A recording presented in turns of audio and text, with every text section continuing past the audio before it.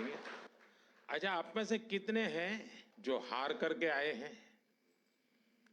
सबसे पहले तो दिमाग में से निकाल दीजिए कि आप हार करके आए हैं। आप देश का झंडा ऊंचा करके आए हैं और आप कुछ सीख करके गए हैं।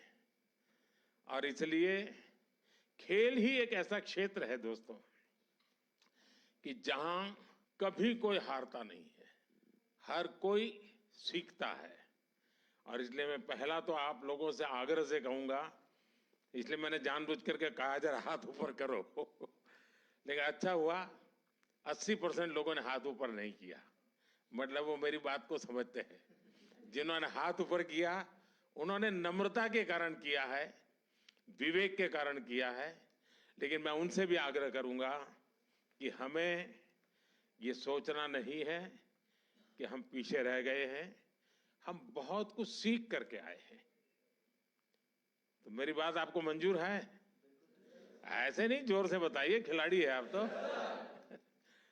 अच्छा, मैं तो कुछ जानना चाहता हूं भैया। जो मैदान में आपने किया वो तो पूरी दुनिया ने देखा, मैदान के सिवाय क्या क्या किया वो बताइए। दुनिया के कई प्लेयरों से दोस्ती हुई होगी, बहुत कुछ जाना होगा, आपको लगा होगा यार हमारे यहाँ भी ऐसा होता तो अच्छा होता, ऐसा कुछ हुआ होगा ना? तो मैं ऐसा कुछ सुनना चाहता हूं आप लोगों से। कौन बताएगा? जी सर, सबसे पहले नमस्ते आपको। एंड लक्ष्य को जब मैं पहली बार मिला तो इतना छोटा था आज काफी बड़ा हो गया। जैसा कि टूर्नामेंट मेरा रहा, काफ़ी लंबे मैचेस रहे वहाँ पे शुरुआत के दिन से। तो मेरा ज़्यादा करके मेरा फोकस मैचेस पे रहता था। बट ये जब भी हमें फ्री टाइम मिलता था हम लोग सबके साथ डिनर करने जाते थे और काफ़ी सारे एथलीट्स वहाँ पे मिले जिनको देख के आई थिंक काफ़ी कुछ सीखा और हमने उनके साथ एक डाइनिंग रूम शेयर किया। आई थिंक वो एक बड़ी बात थी। एंड आई थिंक और जो वो वहाँ का माहौल था, आई थिंक ये मेरा सबसे पहला ओलंपिक्स था और जो मैं एक्सपीरियंस किया वहाँ पे वो काफ़ी अच्छा था। जैसे कि इतने बड़े स्टेडियम में खेलना, इतना क्राउड आपको देख रहा है, तो फर्स्ट 2-3 मैचेस में थोड़ा नर्वस भी था।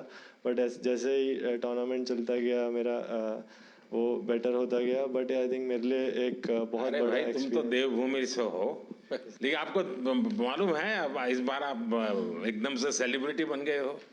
जी सर, मेरा मैचेस के टाइम तो मैं फ़ोन प्रकाश सर ने ले लिया था और बोला कि अभी जब तक मैचेस नहीं हो जाते तब तक फ़ोन नहीं मिलेगा। बट यस, उसके बाद आई थिंक काफ़ी लोगों ने सपोर्ट दिया। बट मैं यही कहना चाहूँगा, मेरा एक अच्छा लर्निंग एक्सपीरियंस था। थोड़ा हार्ट ब्रेकिंग भी था कि मैं इतने क्लोज आके रह गया। बट मैं आगे आने वाले टाइम में और बेटर करूंगा अपना। तो प्रकाश सर इतने डिसिप्लिन स्ट्रिक्ट थे, तो अगली बार मैं उन्हीं को भेजूंगा। जरूर सर, जरूर। लेकिन बहुत कुछ सीखा होगा ना, क्योंकि देखिए मैं बताता हूं, अच्छा होता आप जीत करके आते होते, लेकिन आपके खेल को जिनको पता भी नहीं है खेल क्या है, वो भी घंटों तक देखते रहते हैं, बार बार रील देखते हैं। जिस प्रकार से आपने खेला है, लोगों को नहीं विदेश के लोग खेलते हैं ऐसा नहीं, हमारे बच्चे भी खेलते हैं, ये भाव पैदा हुआ है। जी सर, आई थिंक वो 1-2 शॉट ऐसे मैंने खेले थे जो काफ़ी फेमस हो गए थे। बट आई थिंक ओवरऑल जैसा मैंने टूर्नामेंट खेला, मैं चाहूँगा कि और आगे जो आने वाले बच्चे हैं जो बैडमिंटन लेते हैं, मैं उनको और मतलब और इंस्पायर करूँ और ऐसे ही खेलते रहूँ। बहुत बढ़िया। अच्छा, एसी नहीं था और गर्मी बहुत लगती थी, तो सबसे पहले कौन चिल्लाया था कि ये क्या कर रहा है मोदी, बातें तो बड़ी करता है, हैं? एसी भी नहीं है कमरे में, हम क्या करें? कौन कौन थे जिसको सबसे ज्यादा परेशानी हुई? लेकिन मुझे पता चला उसके कुछ ही घंटों में आपकी वो काम भी पूरा कर दिया था। सबको मिल गया था ना एसी तुरंत। हाँ, देखिए इतनी ख्याल रखा जाता है खिलाड़ियों का, इसका सब लोग तुरंत एक्ट करते हैं। नमस्कार सर, मेरा नाम अंजुम मौडगिल है, मैं शूटिंग स्पोर्ट्स से हूँ। तो मैं बस जनरल एक्सपीरियंस जो मेरा सेकेंड ओलंपिक्स था और कुछ पॉइंट से मेरा फाइनल्स में नहीं रहा, बट एज एन इंडियन और एज एन एथलीट मैंने ये चीज़ एक्सपीरियंस की जी, जो एथलीट्स हर दिन एक्सपीरियंस करते हैं कि एकदम खुशी अपना कोई भी गोल अचीव करने में और एकदम से निराशा, वो ओलंपिक्स के टाइम पे इंडिया की परफॉर्मेंस की वजह से पूरे देश ने एक्सपीरियंस किया। एक दिन मनु के मेडल पे एकदम खुश, फिर काफ़ी इंसिडेंट्स हुए जिसमें फोर्थ रहे, और विनेश का जो लाइक पूरी स्टोरी थी वो बहुत ही डिसहार्टनिंग थी। फिर और हॉकी का जो मैच था उसके बाद वो खुशी, जो एथलीट्स हम नॉर्मल लाइफ में हर दिन एक्सपीरियंस करते डिफरेंट इमोशंस, वो पूरे देश ने एक्सपीरियंस किया इस 10 दिन में। और आई थिंक एक इंडिया में स्पोर्ट्स कल्चर बढ़ाने के लिए ये गेम्स बहुत ही अच्छा टाइम पे आई, एंड आई थिंक इसके आगे से लोग बहुत अच्छे से हमारी स्पोर्टिंग जर्नी को समझेंगे और जो भी पॉजिटिव चेंजेस हैं वो और भी बेटर होंगे आगे के टाइम पे। आपकी बात सही है, सिर्फ आप लोगों ने नहीं, हिंदुस्तान के हर कोने में वही मिजाज था। सब लोग अगर थोड़ा सा हल्का फुल्का दिखता तो यहाँ बेचैन हो जाते थे। वो यहीं पर जैसे कार चलाते हैं ना, अगर हमें ड्राइविंग आता है और हम पीछे बैठे हैं तो ब्रेक तो आगे वाले को लगा नहीं, लेकिन पैर हम दबाते हैं पीछे।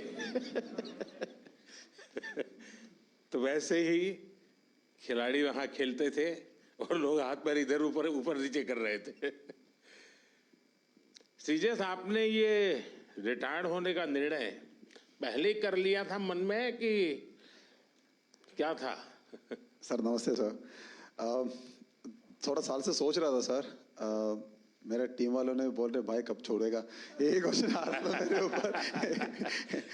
बट मुझे ऐसा लग रहा था सर, मैंने 2002 में पहले बार कैंप में गया और 2004 में फर्स्ट इंटरनेशनल खेला जूनियर टीम में, तब से खेल के आ रहा हूँ। तो मैंने सोचा 20 साल से अपना देश के लिए खेल रहा हूँ तो एक अच्छा प्लेटफॉर्म से रिटायरमेंट लेना है।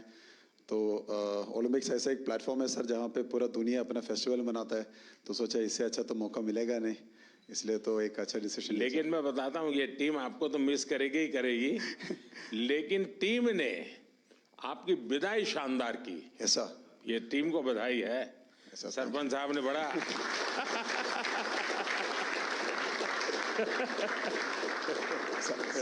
सच में सर, ऐसे एक हम सपना ही देख सकता है सर, क्योंकि हमारे लिए थोड़ा हार्ड था जब हम लोग सेमीफाइनल हार गए थे, क्योंकि ये टीम इस बार जब पेरिस के लिए गया था हमारा उम्मीद इतना था कि हम लोग फाइनल खेलेगा या गोल्ड के लिए हम लोग लायक है। बट जब सेमीफाइनल हार गया एकदम से थोड़ा दर्द लगा सबको। बट आखिर जब लास्ट मैच के लिए हम लोग उतरा था तब सब लोगों ने ये बोला कि यार ये मैच श्रीबाई के लिए जीतना है। तो मेरे लिए तो सबसे गर्व की बात यही है सर, क्योंकि इतना साल का जो मेहनत अपना देश के लिए किया है, ये भाई लोगों ने मेरे लिए साथ दिया, मेरे साथ दिया, और हम लोगों ने, मैंने स्पेशली वो पोडियम से अपना टीम को थैंक यू बोला और गुड बाय बोला सर। अच्छा मुझे बताइए भाई, जब ये आपको ब्रिटेन के सामने 10 लोगों के भरोसे लड़ना था, तब क्या इन्हें शुरू में ही डिमोरलाइज हो गए? सरपंच साहब जरा बताइए। कुछ तो हुआ होगा, ये बड़ा कठिन था। नमस्कार सर। जी बिल्कुल सर, काफ़ी कठिन था क्योंकि पहले ही क्वार्टर में गार्ड हो गया था हमारे प्लेयर को। एंड बट आई थिंक जो कोचिंग स्टाफ है हमारे, उन्होंने काफ़ी हेल्प की है हमारी, और हम विजुअलाइज करते थे कि हर सिचुएशन को, क्योंकि ओलंपिक में कुछ भी हो सकता है सर सरप्राइजली। तो हमारा माइंडसेट था कि अगर हम ऐसी कोई सिचुएशन आती भी है, जो हमारे प्लान्स हैं हम उस पर स्टिक रहेंगे। और सारी टीम का जोश और बढ़ गया सर, क्योंकि जीबी के साथ हमारा थोड़ा रहता है कि थोड़ा फाइट भी होती रहती है। तो वो मेंटालिटी थी कि इनसे 150 साल से चली आ रही है। हाँ सर, वही सर, हम परंपरा निभा रहे थे। तो बिल्कुल ये सर, और था कि मन में कि नहीं हम ये मैच जीतेंगे आज। तो बहुत अच्छा रहा कि 1-1 ड्रा रहा सर, उसके बाद शूट आउट पे हम जीते हैं। तो एक वो, क्योंकि ये ऐसा कभी सारी हिस्ट्री में नहीं हुआ है सर ओलंपिक में। एंड एक और खुशी की बात थी कि हमने जो ऑस्ट्रेलिया को हराया सर, वो भी हमारे लिए बहुत बड़ी बात थी कि 52 ईयर्स के बाद हमने बड़े प्लेटफॉर्म में ऑस्ट्रेलिया को हराया। वैसे भी आपने सारे रिकॉर्ड तोड़े हैं 52 साल के। जी जी सर। 2 बार ओलंपिक में बार लगातार, ये भी बहुत बड़ा काम है। जी सर। आप तो भाई यंगेस्ट से नमस्ते सर जी। हैं, सब कहते होंगे तो थे जी। ये मत करो वो मत करो, और आप थोड़े डर जाते होंगे। इस कम उम्र में जी बहुत बुरा समय देखा जी मैंने। तो मेरे मम्मी पापा 10 साल के छोड़ के चले गए थे, देश को सौंप गए थे। फिर बस यही सपना था कि उनका ओलंपिक में मेडल लाए, और मेरा भी यही सपना भाई ओलंपिक में मेडल देना देश को। तो बस यही सोच के प्रैक्टिस करते रहे, और टॉप से और साई और रेसलिंग फेडरेशन WFI का भी बहुत योगदान रहा जी इस मेडल में। अभी मूड क्या है? अब बहुत अच्छा है, अच्छा लग रहा है। कोई पसंद की चीज घर आके खाई कि नहीं खाई? अभी तो घर गए ही नहीं जी। घर गए नहीं? हाँ जी। तो हमें बोलते तो हम बर्बाद देते कुछ भाई। घर जाके चूर में खाएंगे जी। अच्छा। अच्छा, जैसे हमारे सरपंच साहब का निकनेम है, ऐसे आप में से और कौन है जिसके ऐसे ही निकनेम है? प्रणाम सर, मैं श्रेयसी सिंह हूँ और वर्तमान में बिहार से विधायक भी हूँ। तो सब टीम के सब लोग विधायक दीदी करके विधायक कहते हैं। जी सर। तो सरपंच भी है, विधायक भी है।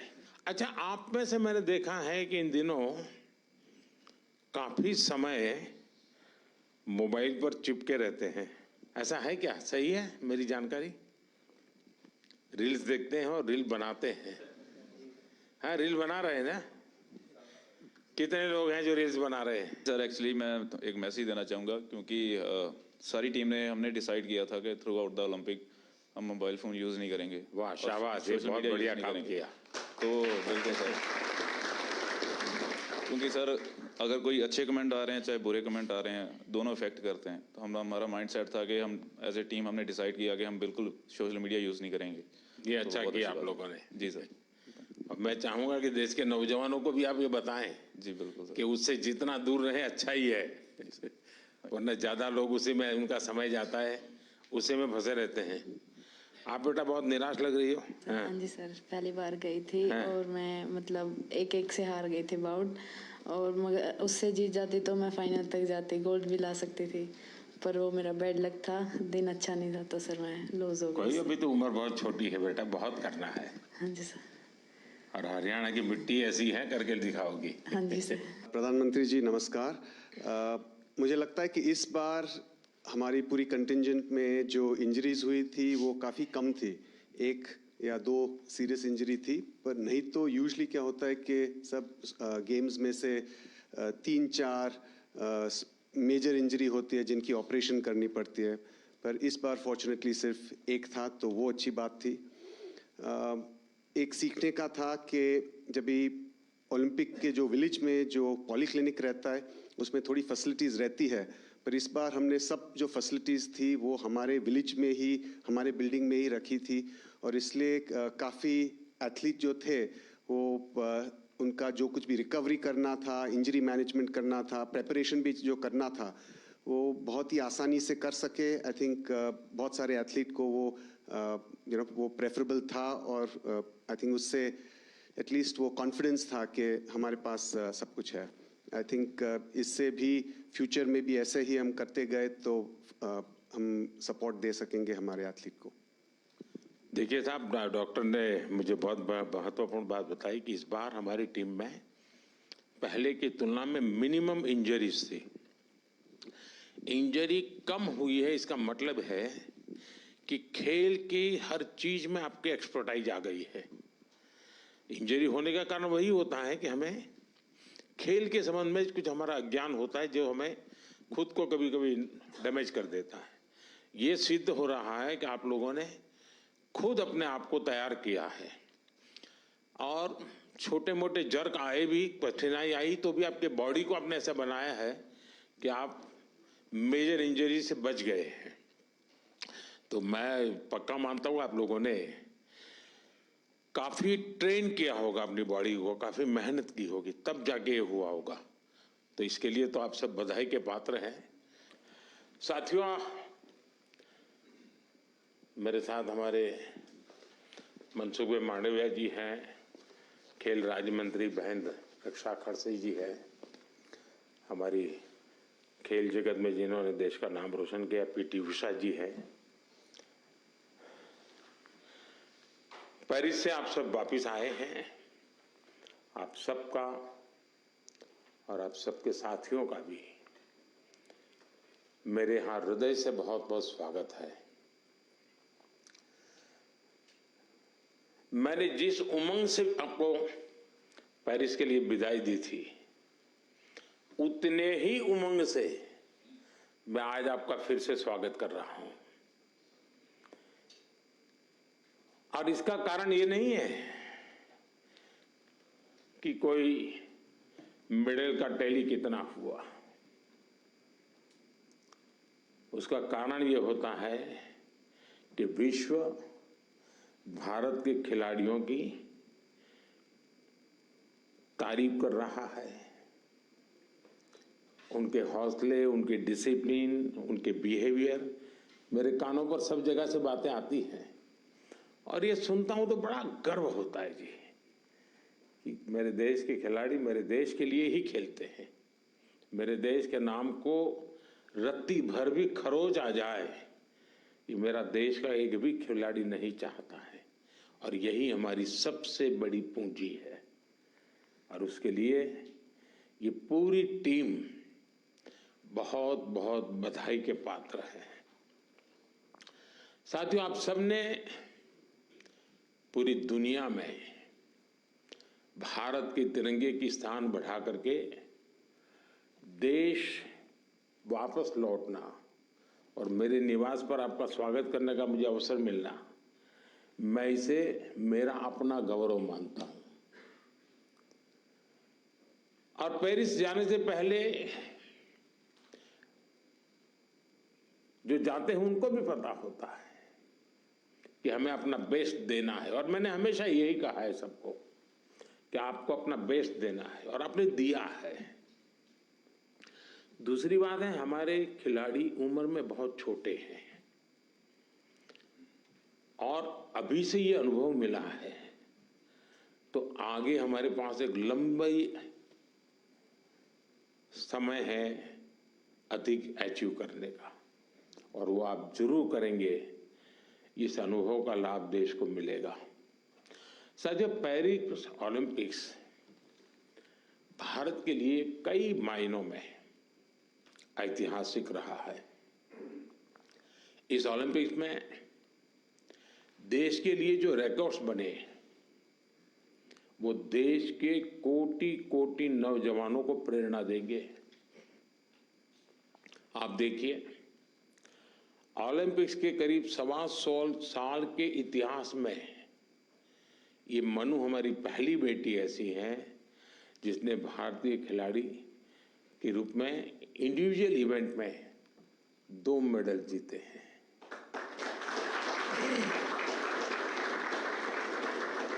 हमारा नीरज पहला ऐसा भारतीय खिलाड़ी है जिन्होंने इंडिविजुअल इवेंट में गोल्ड और सिल्वर जीते।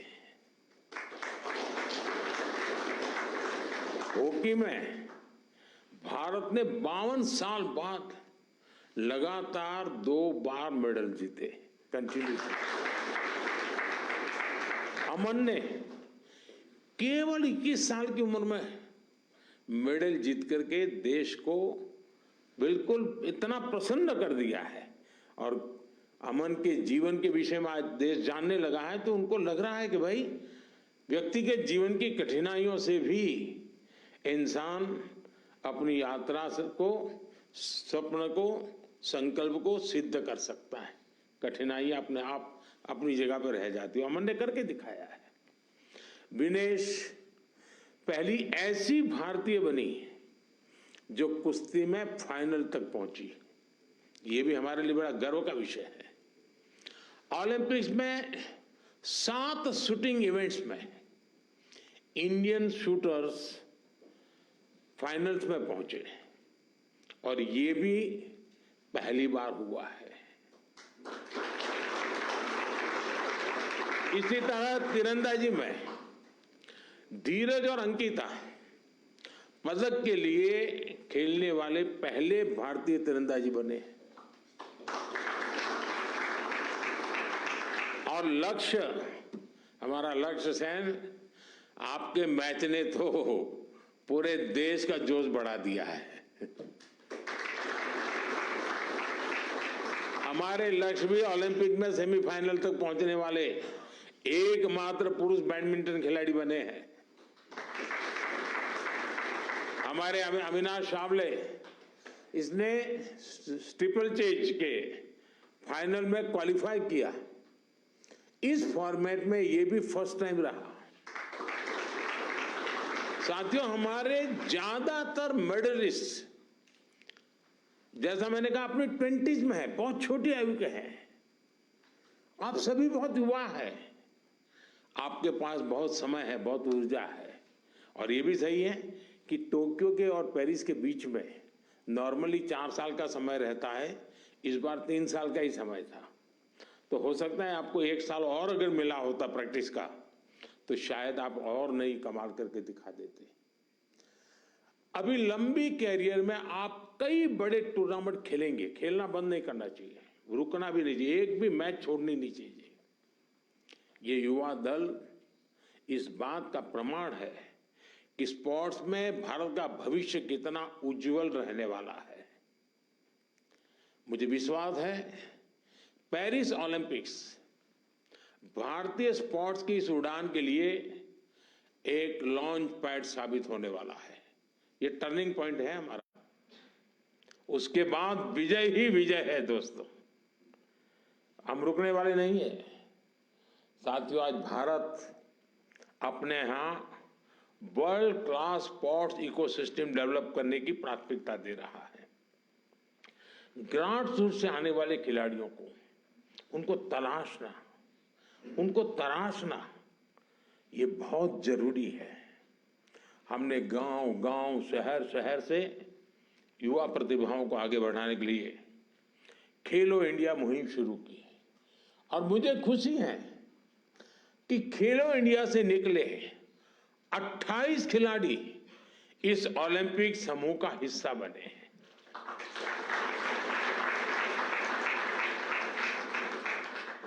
अमन है, आनंदजीत है, धीरज है, सर्वजोत है, इन सब ने खेलो इंडिया एथलीट के रूप में अपनी जर्नी शुरू की थी।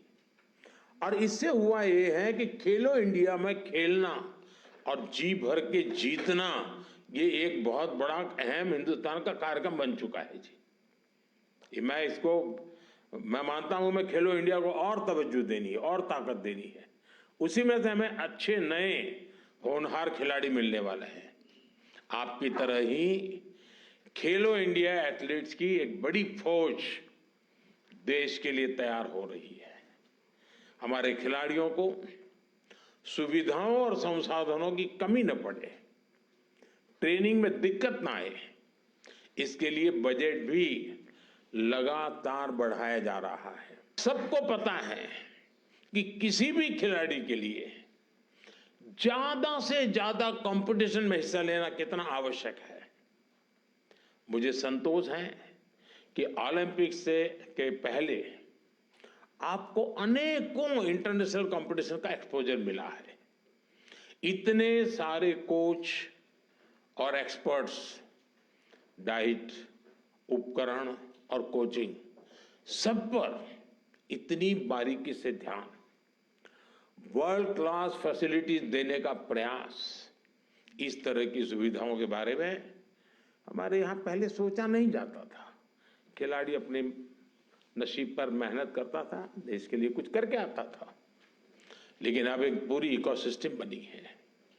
ये केवल स्पोर्ट्स में देश की नीतियों का बदलाव है, इतना ही नहीं है, ये उस भरोसे का प्रतीक भी है जो देश अब अपनी युवा पीढ़ी पर बहुत ज्यादा भरोसा करता है, उसकी अभिव्यक्ति है। साथियों, आप सब देश के युवाओं के लिए बहुत बड़ी प्रेरणा है। मैं मानता हूं आप में से हर किसी के बारे में देश को, देश के युवाओं को ज्यादा से ज्यादा जानना चाहिए। यहां भी मेरी इच्छा है कि मैं हर किसी का नाम लेकर उसकी चर्चा करूं, विशेषकर हमारी बेटियां। पिछली बार की तरह इस बार भी बेटियों ने ही ओलंपिक में भारत की जीत का श्री गणेश किया है। मनु को जिस तरह पिछली बार तकनीकी कारणों से निराश होना पड़ा था, फिर उन्होंने जो वापसी की, अंकिता ने जिस तरह सीजन का अपना सर्वश्रेष्ठ प्रदर्शन किया, मनिका बत्रा और श्रीजा अकुला ने भी सबका ध्यान खींचा है।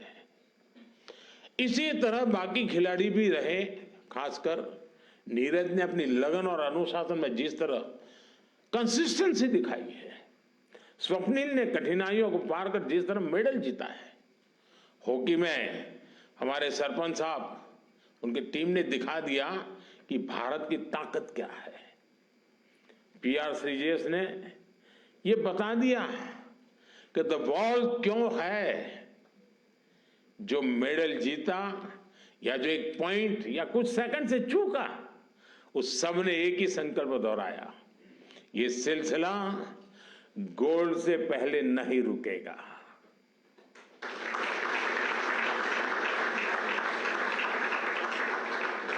मैं मानता हूं इससे देश के युवाओं को बहुत कुछ सीखने को मिलेगा।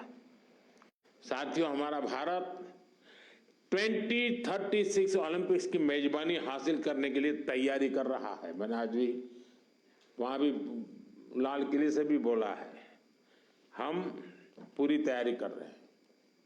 ऐसे में कई ऐसे एथलीट्स जो पिछले ओलंपिक्स में भी खेल चुके हैं, उनके इनपुट बहुत महत्वपूर्ण है।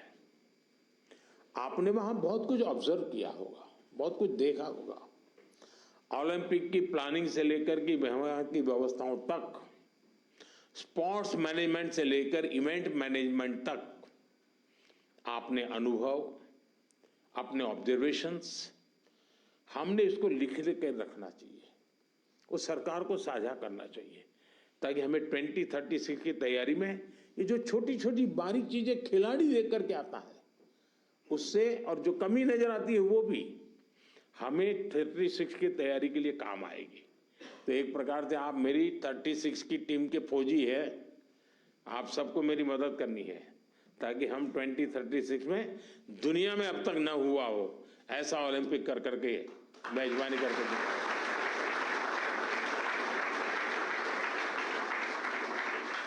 मैं चाहूंगा कि खेल मंत्रालय इसके लिए एक ड्राफ्ट बनाए और सभी खिलाड़ियों से उनके डिटेल में फीडबैक लें, उनके सुझाव लें, तो हम जरूर तैयारी अच्छी तरह कर पाएंगे।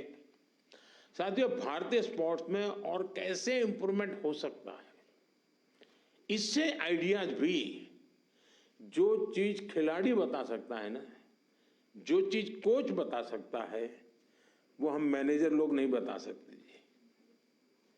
और इसलिए आप लोगों के इनपुट बहुत जरूरी है, आपके आइडियाज बहुत जरूरी है।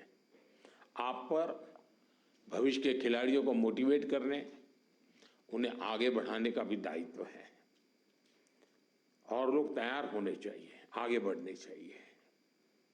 आप सोशल मीडिया स्पेसेस पर युवाओं से जुड़ सकते हैं, और जुड़ते भी हैं, करते भी हैं, बातें उनको प्रेरित करें। खेल मंत्रालय और दूसरी संस्थाएं भी इस तरह से इंटरेक्शन सेशन आयोजित करवा सकती है अलग अलग ग्रुप के लोगों के साथ। तो ये लोग अपना अनुभव शेयर करेंगे। मेरे सामने शायद बोलते नहीं है, लेकिन बाहर तो बहुत कुछ बोल सकते हैं ये लोग। साथियों, आप सबसे मुझे मिलने का अवसर मिला, और जब आप आए और मैं आपको ऐसे ही जाने दूं तो फिर बात अधूरी रह जाएगी। और इसलिए मैं तो कुछ न कुछ आपके जिम्मे काम छोड़ने ही वाला हूं। और पहले भी जब भी मैंने आपको कुछ कहा है, आपने जरूर उसको पूरा करने का प्रयास किया है। देखिए, जो साथी टोक्यो ओलंपिक के बाद आए थे, उन्होंने मैंने स्कूलों में जाने और युवाओं से मिलने का आग्रह किया था, और उन्होंने किया था, उसका लाभ भी हुआ है। आज देश पर्यावरण की रक्षा के लिए एक पेड़ मां के नाम अभियान चला रहा है। मैं आप सबसे कहूंगा, आप भी उससे जुड़े, अपनी मां को लेकर के एक पेड़ लगाइए, पेरिस को भी याद कीजिए और पेड़ लगाइए। अगर मां नहीं है तो मां की तस्वीर लेकर के खड़े रहिए और पेड़ लगाइए। आप में से ज्यादातर खिलाड़ी गांव की पृष्ठभूमि से हैं, सामान्य परिवार की पृष्ठभूमि से हैं। आपने पेरिस में भी देखा है, और इस बार के पेरिस के ओलंपिक की विशेषता थी, वो पर्यावरण को प्रमोट कर रहे थे। उन्होंने एनवायरनमेंट फ्रेंडली सारा वहाँ पर इकोसिस्टम डेवलप किया था। आप भी अपने गांव जाए तो वहाँ के लोगों को नेचुरल फार्मिंग, प्राकृतिक खेती, केमिकल फ्री खेती, हमारी धरती माता की भी रक्षा हमको करनी है, ये बात उनको बताइए। और इन सब के साथ दूसरे नौजवान साथियों को स्पोर्ट्स के जुड़ने के लिए, फिटनेस के लिए उनको प्रेरित करना चाहिए। फिटनेस की तरफ आप ही उनको गाइड कर सकते हैं और मैं मानता हूं कि इससे बहुत बड़ा लाभ होगा। साथियों, मुझे विश्वास है आप सब सदा सर्वदा देश का नाम रोशन करेंगे। विकसित भारत की हमारी यात्रा युवा प्रतिभाओं की सफलता से और ज्यादा खूबसूरत बनने वाली है। इसी कामना के साथ मेरी फिर से एक बार आप सबको बहुत बहुत शुभकामनाएं हैं। मेरे लिए आप सब अचीवर हैं। आप में से कोई ऐसा नहीं है जिसने कुछ अचीव नहीं किया है। और जब मेरे देश से ऐसे नौजवान कुछ अचीव करके आते हैं ना, तो उसी के भरोसे देश भी अचीव करने की तैयारी कर लेता है। बहुत बहुत बधाई, बहुत बहुत शुभकामनाएं दोस्तों। Thank you.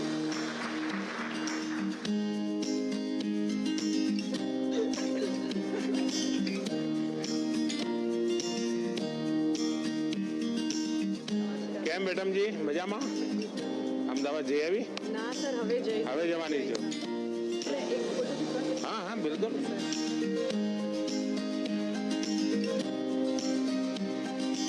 सबसे बहुत छोटी एथलीट है हमारी, 14 साल की, पहली बार कंटिजेंट। उस दिन मेरा परिचय हुआ था।